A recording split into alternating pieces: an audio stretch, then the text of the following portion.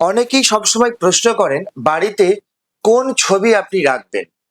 অবশ্যই আপনার ড্রয়িং রুমে বা আপনি যেখানে বসে সবার সাথে কথা বলেন বা সবার সাথে মিট করেন সেসব জায়গায়, অফিসে সবসময় ছবি রাখার চেষ্টা করবেন রাধাকৃষ্ণের ছবি। এটা কিন্তু খুব সম্প্রীতির বার্তা দেয়।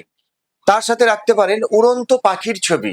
উড়ন্ত পাখির ছবিও কিন্তু বাড়িতে একটা ইতিবাচক জায়গা তৈরি করে এবং পজিটিভ ভাইব্রেশন তৈরি করে। সাদা ঘোড়ার ছবি রাখতে পারেন। ৭টি সাদা ঘোড়া একসাথে ছুটে যাচ্ছে। এটাও কিন্তু আপনার কর্মের জন্য এবং আপনি যে কথা বলছেন বা আপনার পজিটিভনেস বাড়ানোর জন্য ভীষণ কাজ করে।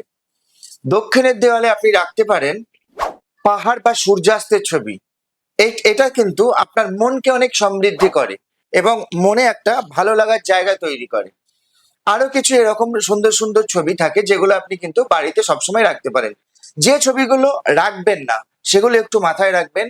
কোনো শ্মশানের কোনো দেবীর ছবি সব জায়গায়, বসার ঘরে সব জায়গায় কিন্তু আপনি রাখবেন না।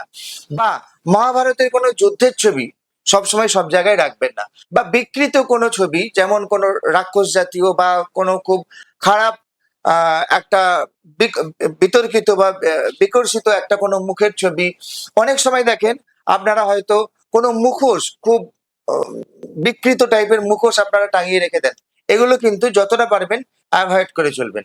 ধন্যবাদ।